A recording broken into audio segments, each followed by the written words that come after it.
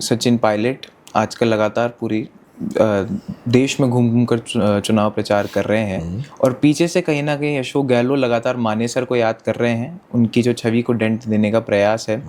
हमने देखा है कि कहीं न कहीं एक तरीके से बीजेपी के कंधे पे रखकर सचिन पायलट पे बंदूक चलाई जा रही है। बिल्कुल स्पष्ट है, ये तो हर समझदार व्यक्ति जो थोड़ा भी बुद्धिमान है उसे पता है कि इनका निशाना कहाँ है।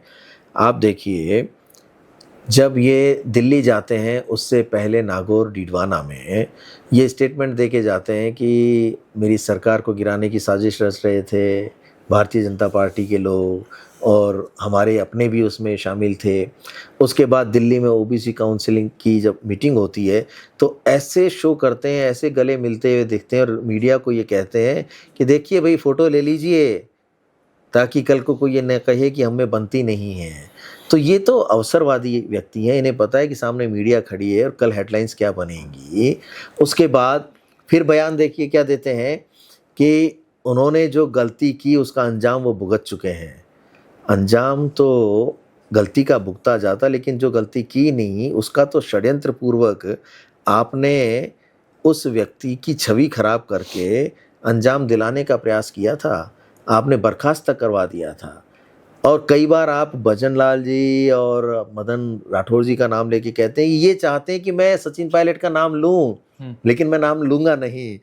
तो कुल मिला के बार बार उस प्रकरण को याद दिलवाकर ये फिर से उस चीज को प्रचारित करना चाहते हैं कि देखो भाई मैंने तो अपनी सरकार बचाई थी और इसने, जिसको उन्होंने निकम्मा कहा, नाकारा कहा, गद्दार तक कहा, इसने मेरी सरकार को गिराने की साजिश रची। अब हम एक हैं, अब हम सब कुछ भूल गए हैं, अब ये भी संभल गए हैं और आगे से ये हमें छोड़ के जाएंगे नहीं।